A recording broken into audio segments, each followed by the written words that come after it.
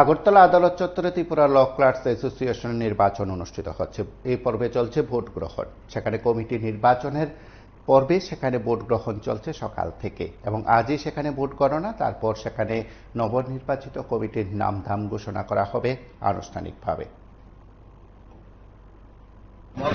ত্রিপুরা ল clerks অ্যাসোসিয়েশনের দ্বিবার্ষিক সাধারণ সম্মেলন নির্বাচনে টোটাল 31 জন প্রতিদ্বন্দ্বী করছে। তার মধ্যে 13 জন নির্বাচিত হবে, 13 জনের কমিটি গঠন করা হবে। সকাল 11:30 থেকে নির্বাচন ভোট গ্রহণ পর্ব শুরু হয়েছে। বিকাল 4:30টায় ভোট গণনা শুরু হবে।